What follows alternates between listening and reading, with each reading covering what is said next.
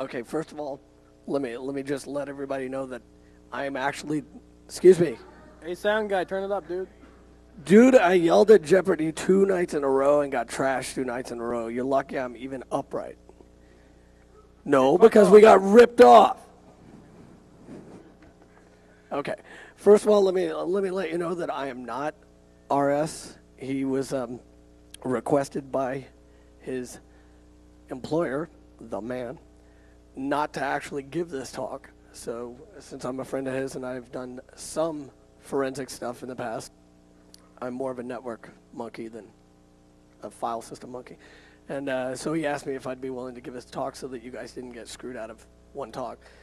I had no idea he was quite this popular. I thought it'd be about 3 of you and my friends who wanted to go drink afterwards, but so here it goes. So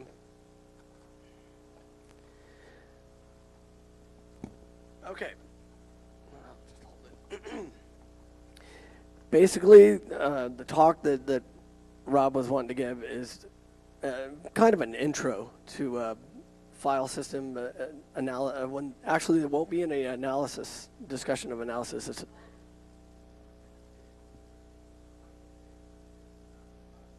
Hey, sound Okay. dude, can you roll them up? yeah. Can the sound guys just boost it a little? By sound guy, we mean you. Can you slide them up, slap the pots? No? Yeah. Yes, no? All right. Maybe? Um, Can I walk over there and do it? is that While I'm better? punched? Can everybody Yes. here at this point still know? How about now?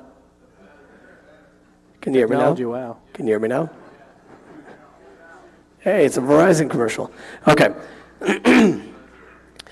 Basically, the talk that Rob has asked me to present today is essentially a very basic introduction into how to properly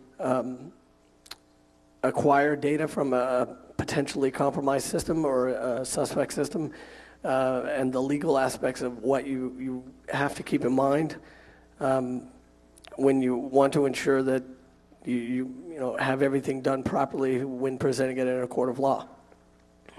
So I will do my best to get through the slides. If you ask me a question that I cannot answer, hopefully Rob is around here somewhere and he will unofficially answer your question. But here we go. All right. Basically, the most important thing you need to keep in mind is that when you have a system that you suspect has been tampered with or has something that you're interested in checking, you have to ensure that you do not alter or contribute to the modification of files on that file system.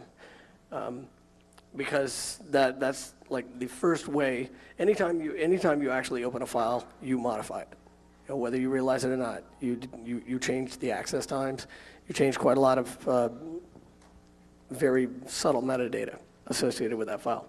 So it's important that you follow certain very, very strict procedures to try and intrude as little as possible on the suspect system. Oh, and by the way, the typos are not mine. So one of the first things you have to consider is whether or not, if it's a running system, you have to actually look at the entire aspect of what the system is doing.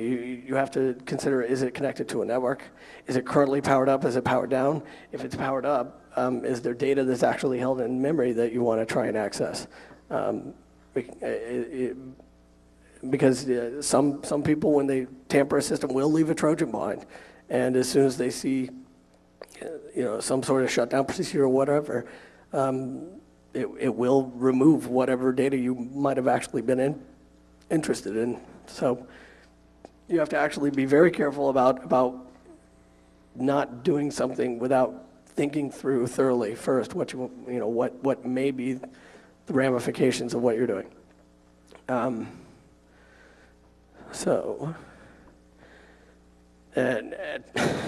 Change. But as Rob says here, and you only get one chance to do it right, because as I mentioned previously, if the system has been Trojaned, there's a good possibility that if you're not careful and you do the wrong thing, you lose everything you were actually interested in. There's many ways to actually acquire the data without modifying it too much. I personally, some of the things that Rob has in here, I haven't used because, frankly, I'm a Unix bigot. So, caveat emptor. Also, every intrusion is a unique situation. I mean, it could be a standalone system. It could be we could be talking about ATMs. It could be a system that's connected to a network. It could be a multi-home system. You don't know. So you actually have to be very careful and document your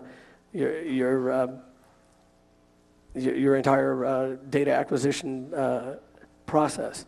And by documentation, I actually mean photographs, notes, as well as acquiring the actual file system data that you're interested in.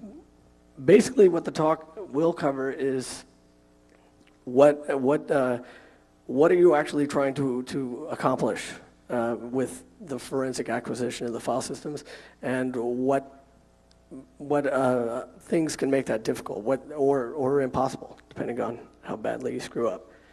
We will also cover the proper preparation of evidence media so that it is admissible in court, and if done correctly, doesn't get struck down or mitigated, as well as the proper handling of the suspect system. You're not actually going to utilize the potentially compromised system for anything more than acquiring a copy of the data off of it.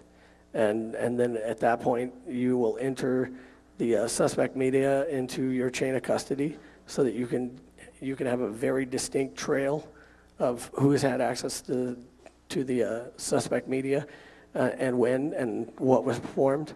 So this is all basically required for your court cases, to ensure that there is no doubt that whatever was being alleged to have been found on the suspect media was not put there by you or somebody else involved in the prosecution. There's actually multiple ways to do it, as I mentioned earlier. There are hardware solutions for accessing a copy of the data on the suspect media. There are also software mechanisms for doing the same thing. They all have certain abilities that make them unique. Some of them, and then they all have their limitations. So you may actually want to use more than one method to acquire your suspect media data for a later analysis. And the other thing you probably you're going to want to do is use some kind of integrity verification mechanism. Generally, that would be a cryptographic hashing that you would take of the file system image, so that you can further prove that it has not been tampered or altered in any way since you acquired the data. I am not a lawyer. Rob also is not a lawyer. So do not consider this talk as legal advice or legal opinion. Neither of us actually speak for anyone other than ourselves, and most often we don't do that very well. So if you actually want to do these things, if you do it in the privacy of your own home or whatever, that's fine. If you decide after sitting through this talk that you're now a forensic specialist, and you go and try and perform one of these, perform a data acquisition on a suspect system at your work, and you screw up the boss's computer and he's pissed off, not my fault. So you really ought to check with the policies of your organization, your IT staff, your legal staff, before using any of these tools in an investigation. And I frankly would suggest that you spend a lot of time doing this before you even think you're going to do it properly, because it is a very exacting, very precise process that must be followed in order to not taint the data that you're going to present in court. This is basically a glossary of terms that you should be familiar with to make the talk a little bit more understandable. By digital evidence, he basically basically that is the file system on the suspect system that you're trying to acquire. Suspect or original drive, suspect media or original drive media is basically the possibly tainted system or the possibly malicious system that you're interested in. Forensics media or evidence drive or media is basically the tools that you will use to acquire it's basically the system that you will use to actually acquire the data off the suspect system. Acquisitions and imaging, basically, that's two different terms for grabbing all the data off the suspect system.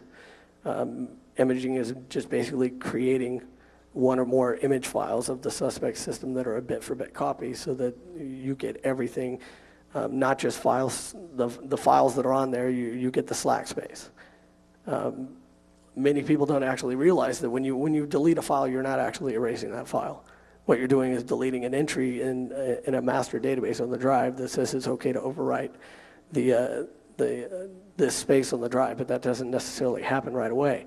And not only that, when you copy a file, you quite often don't copy just what you think you're copying. If you open up a document and you write a couple of things into it and then save it, and then you open it up later and delete one of those things because you decide that whoever you're giving the document to has no reason to know that stuff.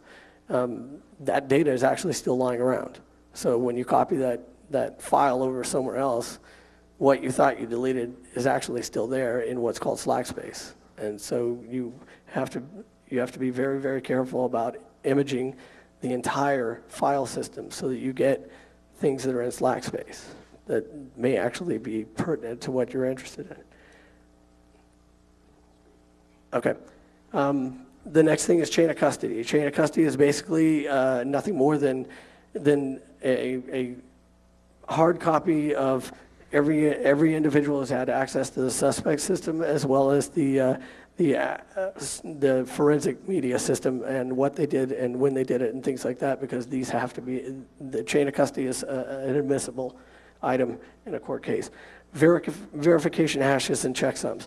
That's what I mentioned earlier about wanting to create a hash to check the integrity of your acquisition file system so that you can prove it's not been tampered with. Trusted forensic environment is essentially the acquisition system because it must actually, you must have it so that you can prove that the integrity has not been tainted at all on your system, because if everybody in a particular area has access to your forensic acquisition system, then you can't prove that somebody hasn't altered that to modify whatever data you're trying to acquire to hide whatever they're interested in hiding. So trusted forensics system, the trusted forensic environment just basically means having a means of proving that your acquisition system is exactly what you think it is and nothing more.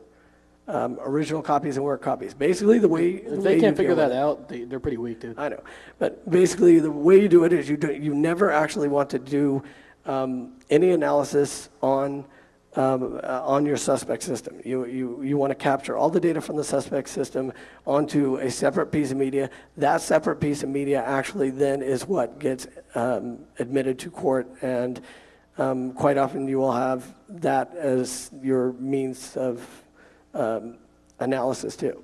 So what happens is you basically you capture all the data off the suspect system, and once you've done so, and the system has been entered into the chain of custody, then that suspect system is placed in a lock space where nobody has access to it anymore. Okay, it does not fully cover acquiring volatile system information. Basically, there's only slight information here on how to actually capture data that resides in memory on a running system. There's too many different systems and too many different ways to actually do it in a 50-minute talk to adequately explain all those.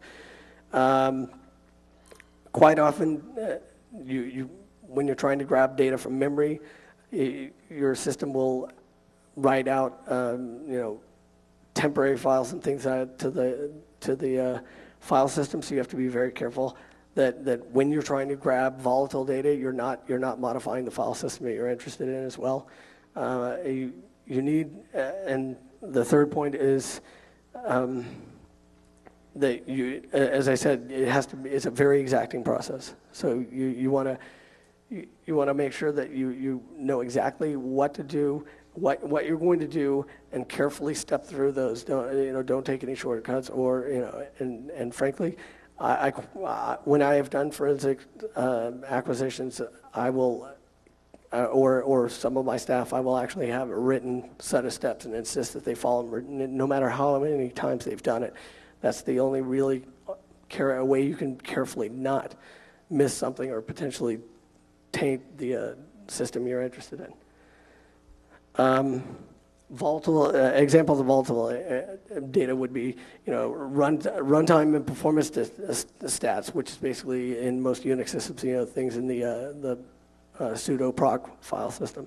Time, date, time zone settings, all these things are volatile because some of them are easily changed.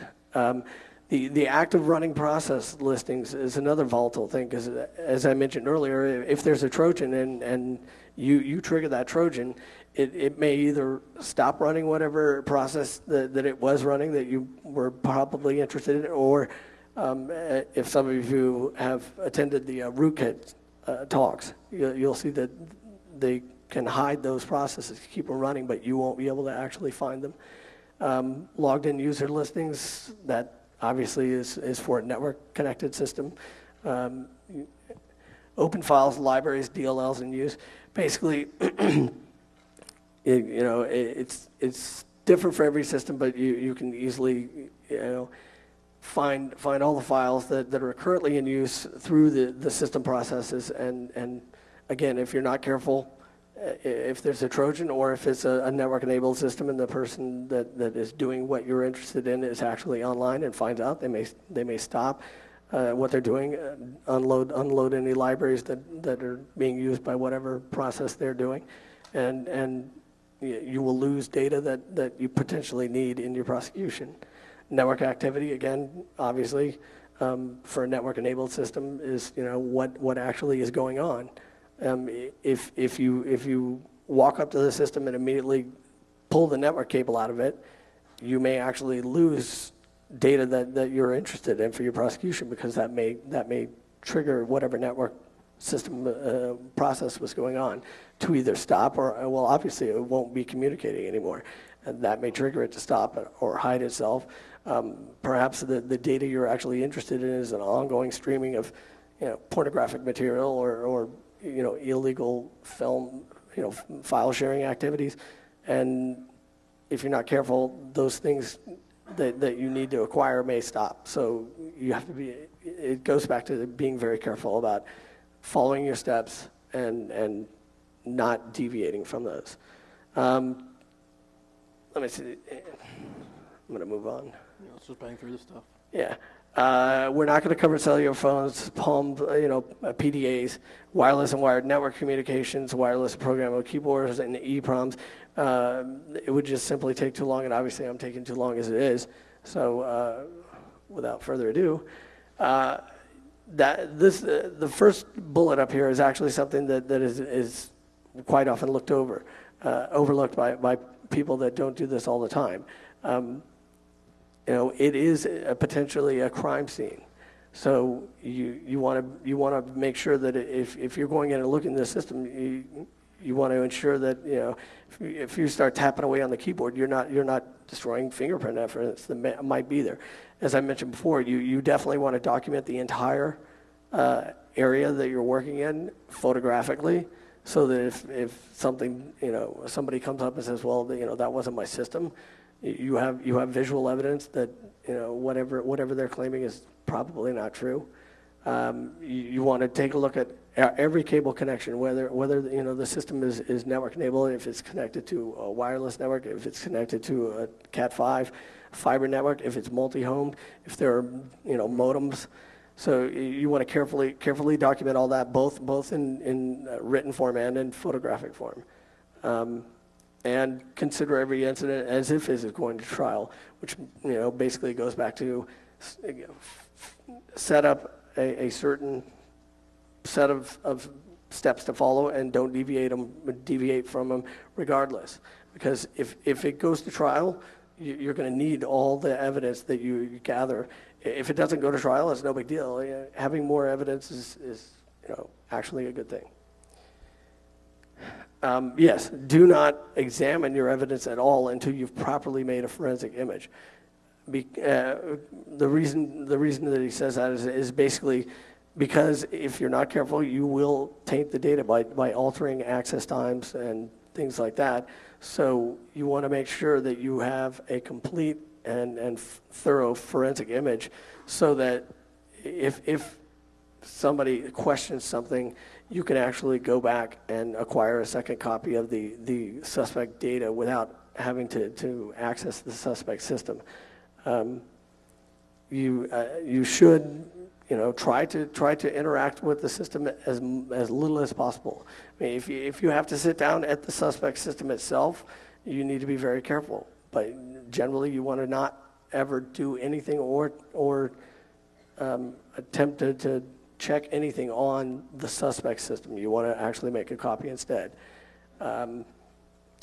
And store everything in a safe location, which basically, generally for me, since I work for the government, and yes, you can spot the Fed now, it means a GSA safe with a high security lock. That's another means that gets documented in the chain of custody that proves that it was difficult, if not impossible, for someone to have tainted the system data that you're presenting in your court case.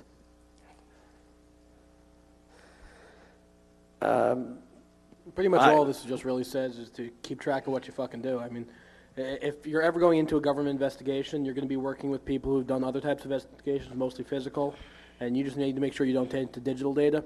The chain of custody is exactly the same for physical data as digital data, as long as you don't taint it.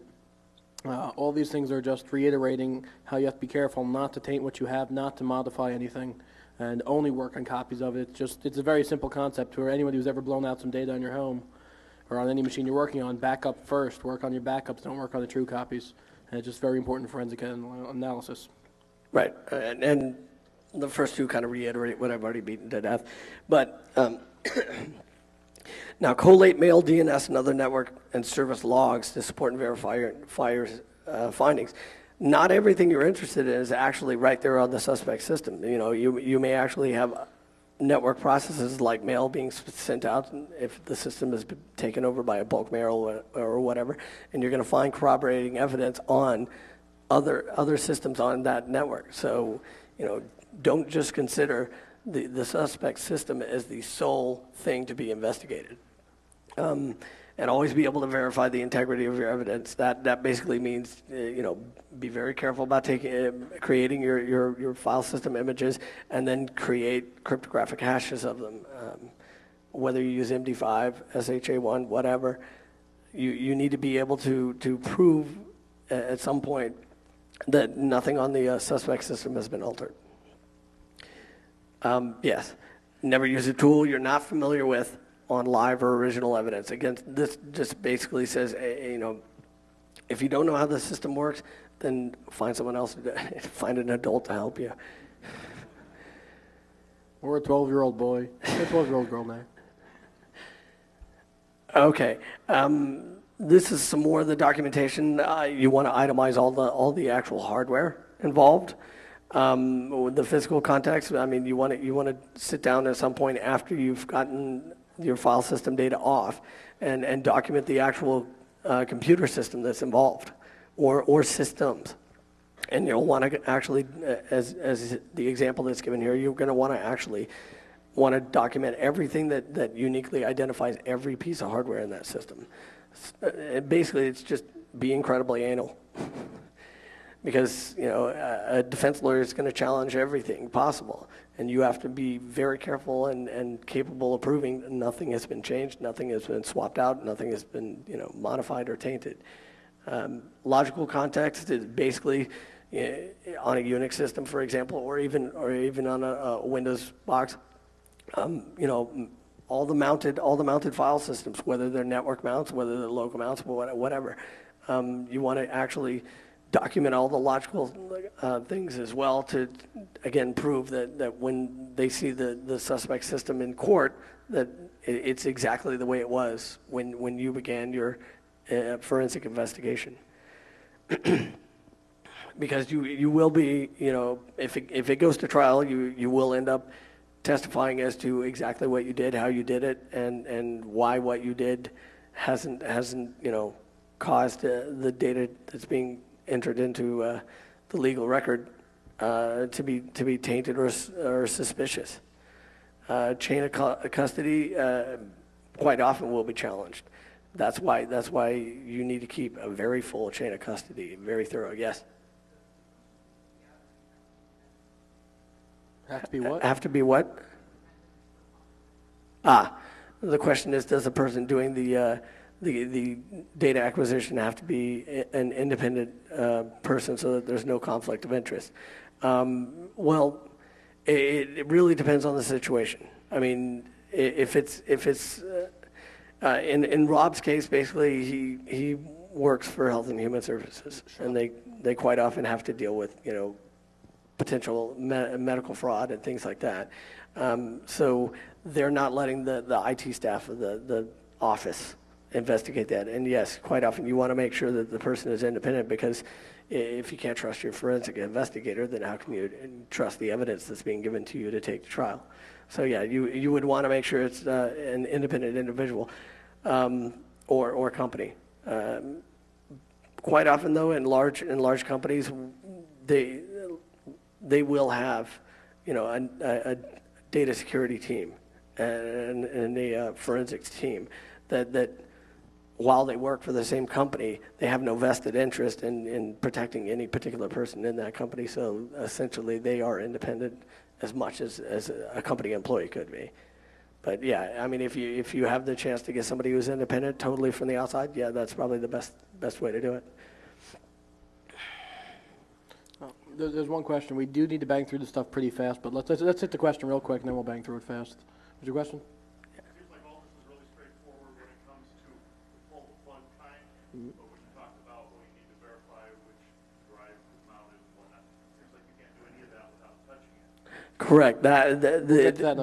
Documenting the hardware and everything is, if I didn't make that clear, you would actually do that after you've already assured that you've acquired all the data you're interested in on the suspect system, all the file system data, all the volatile data, and everything, and you're convinced that, okay, there's nothing else I want to, I will need to gather from this running system or this system I'm interested in. Now I can actually begin to document the components of the system itself. So yes, that will come at the very end, because as Rob pointed out to me, some of the things that he investigates, it's physicians' offices, and they can't afford to have the potentially compromised system removed from the office.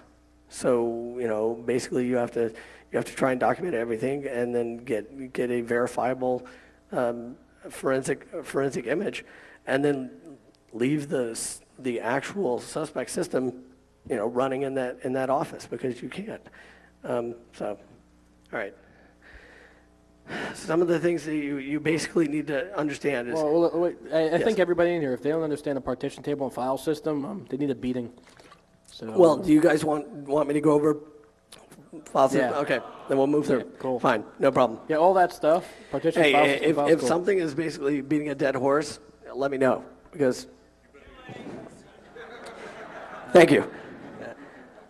Keep in mind, we were in Jeopardy 2 nights in a row. Beer is evil. No, it's beautiful. All right. Your goals. Basically, you want to make an exact copy of the backup. Basically, this is more beating a dead horse, it looks like. Yep, skip that one. All right, don't fuck with it. I got plenty of tools, yeah. And, well, I've All only... right, hit the second part. All right. One thing that you have to keep in mind, a lot of drives now will have host protected area, device configuration overlays, things like that. And you have to be very careful with your tools to ensure that when you're acquiring data off the actual hard drive file system, that you're getting the entire contents of the file system, that you're not missing some portions of the system that are being hidden by the BIOS or the drive BIOS. In older Linux 2.4 ones, for example, some of the hard drives with odd number of sectors would if you weren't careful about how you acquired that file image, you would actually miss a portion of the drive because the drive itself would report back that it was smaller than it really was. So, tool needs to be tested by an independent entity. Don't write your own shit. Basically, don't write your own forensic tools. This is all this says. Go use something that it has been proven to work and proven to do exactly what you want and what you expect, so that you can back that up in a court of law. More dead horse.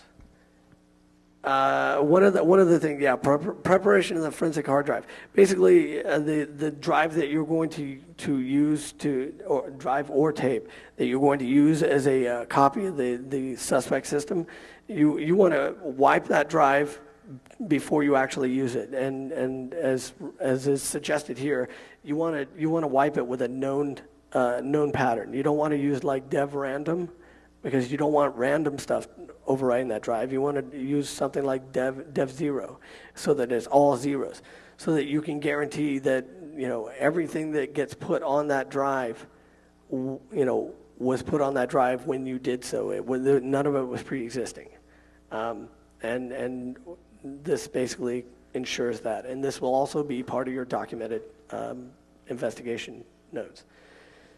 All right, and again, some of the host protected area and things like that, you have to make sure that whatever tool you're using to format the drive prior to using it, will actually overwrite those areas as well. This is how to do it. Read the CD if you don't want to wipe your drive. Yeah, DBAN is a very nice CD-ROM based system that will work on both x86 and Macs if you have to deal with a Mac OS system. GDisk.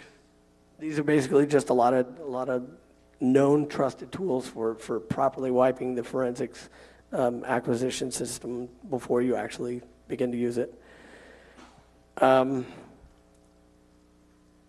right, yeah. Basically, DD, the nice thing about DD is that, it does a bit-for-bit copy. And then afterwards, make a cryptographic hash to prove that later, just about, I'll get to you, to prove that nothing has changed.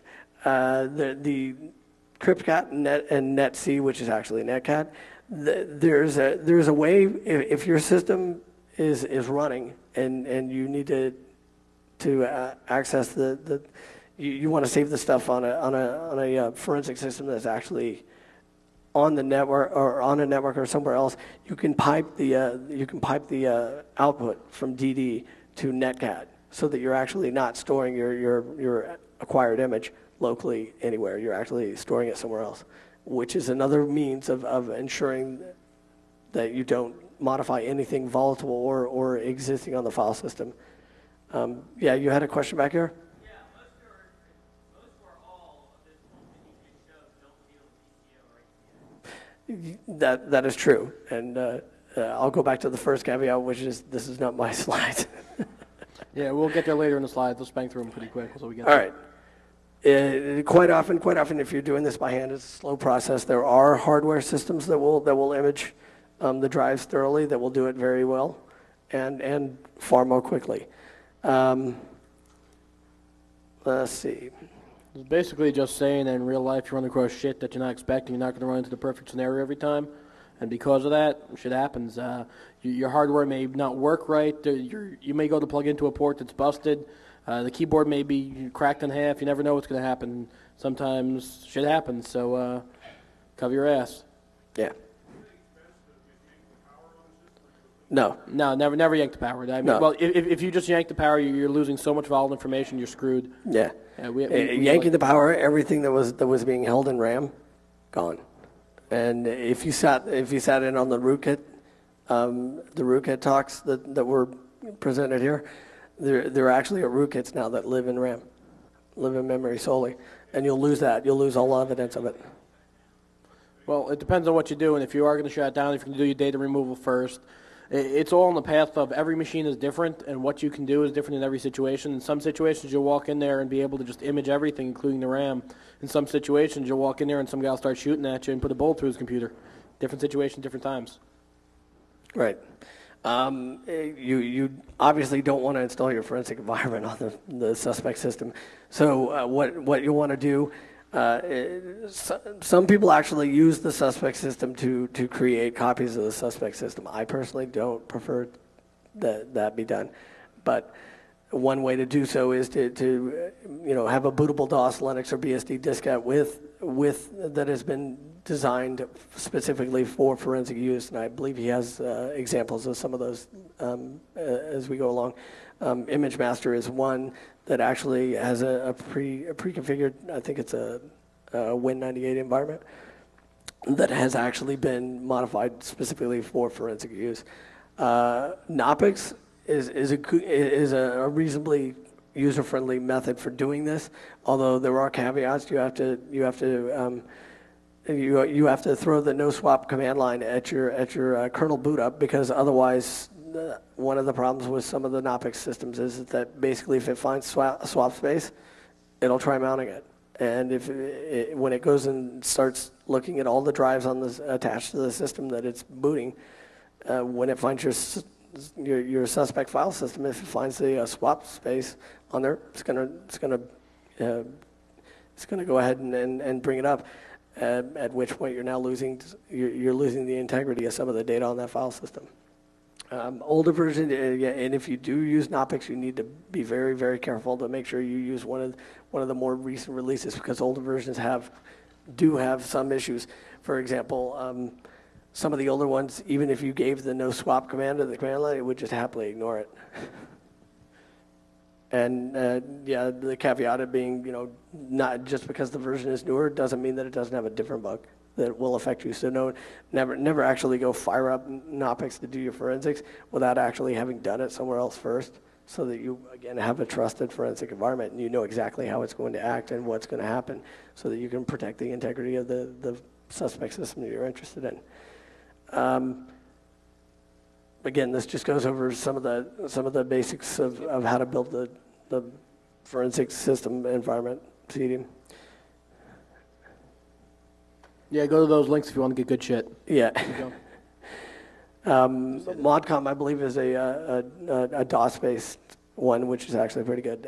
Incase, the forensics version of Incase is actually it doesn't the licensing doesn't actually require you to pay for it.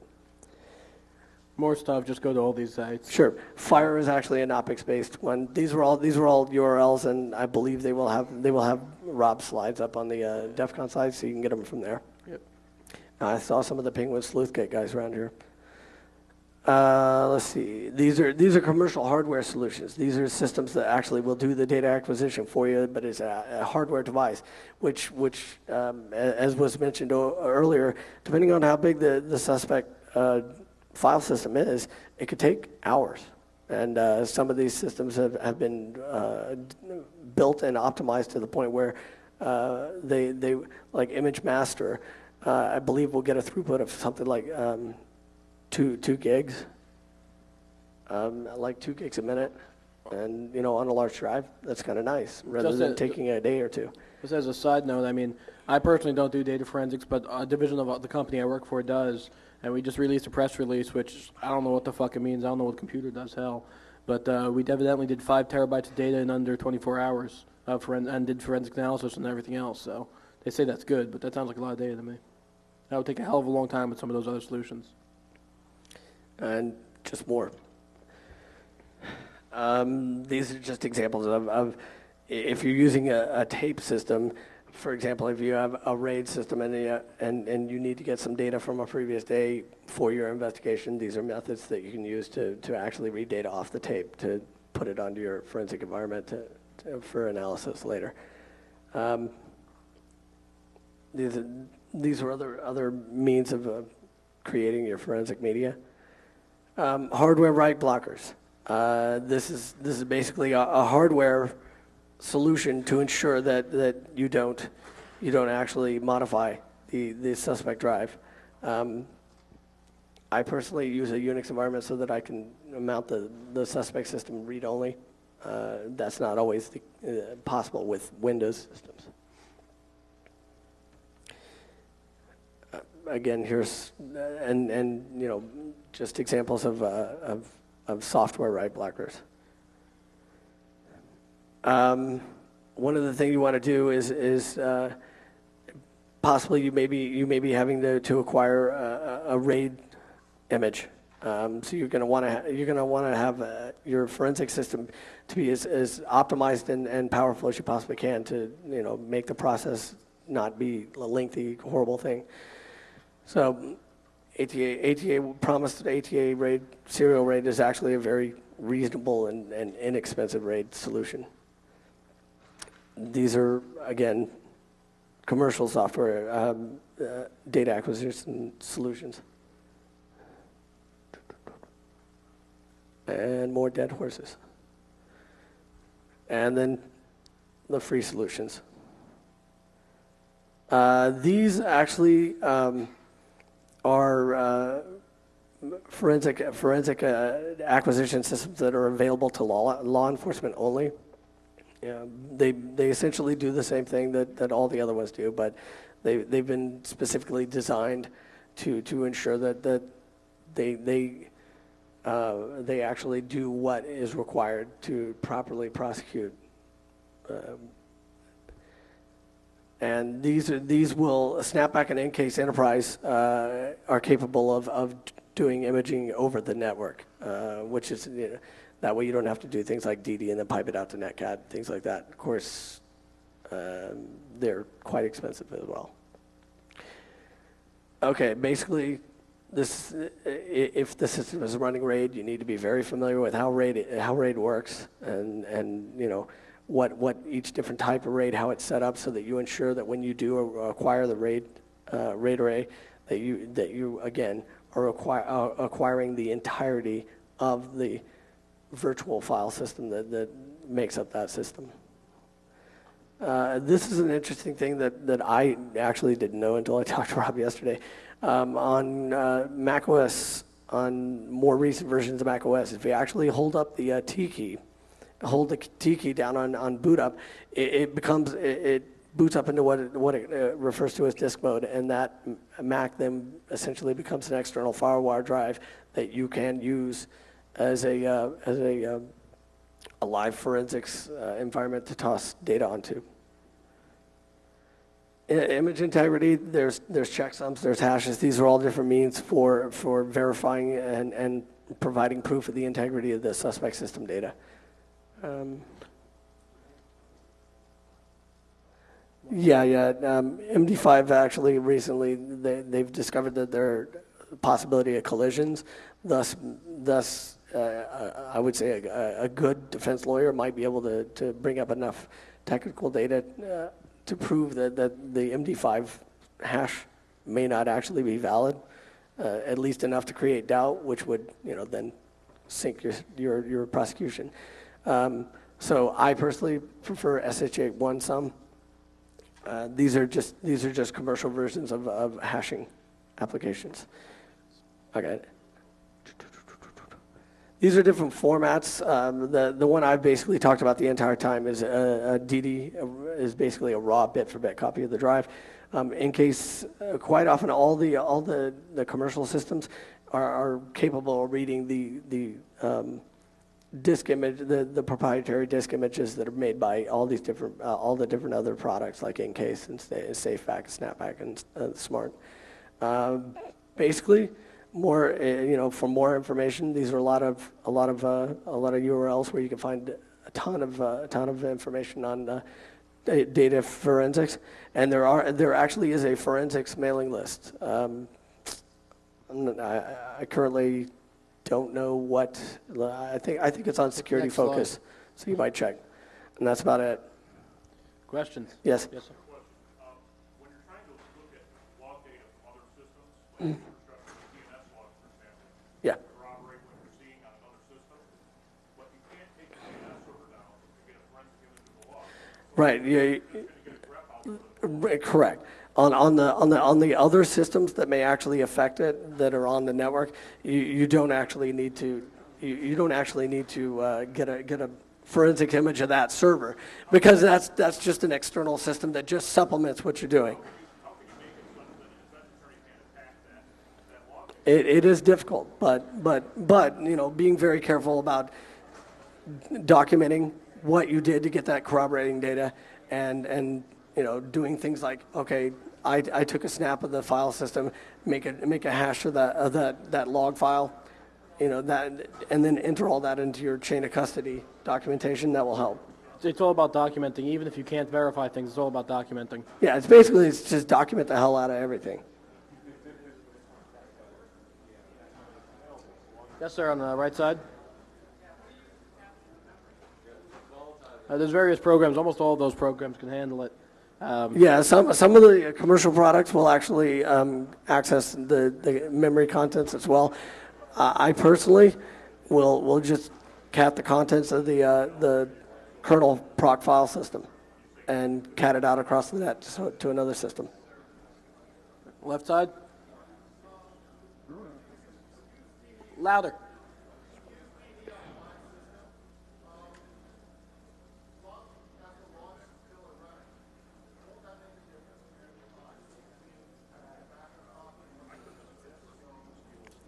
Yeah. So I generally will not use DD on a live system.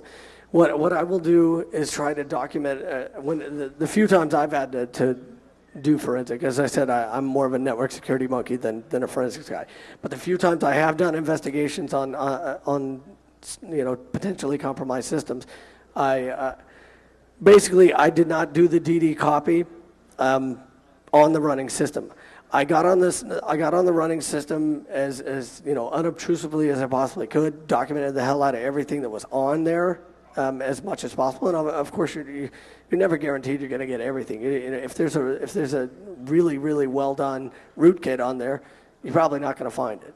But you try your best to find everything that's potentially running, and then eventually at some point you do shut down the system, and then you make your bit for bit copy of the hard drive itself. And as I mentioned with respect to RAID systems, you actually not only have to ensure that you get all the data from the RAID system, but that you can actually recreate that RAID array properly, so that it will not be questioned by the defense. It will not be successfully questioned and thrown out. That you can prove that you acquired that, and that you acquired it properly, and what the jury is being presented with is exactly what was on the suspect system. But yeah, you will have to power down the system before you take the image of the actual file system itself. Yes? Quick question would be, we're mostly dealing with network environments. Some systems are found actually run heartbeat processes. Yes. So that the other compromised systems just basically override itself if something goes wrong. And also, is there any problem with defining basically that environment and then simply throw the switch that the system is connected to and start basically copying all the traffic from a monitor port? Is that admissible? If properly entered into the chain of custody, yes. And if you're very careful about documenting how you acquired that data and all that, yeah. I find that if you basically just dump, the stuff and capture stuff like real on a port-time monitor, then it doesn't make sense. But it's not about Yeah, absolutely. We need to go? All right, thanks. Thanks, sir.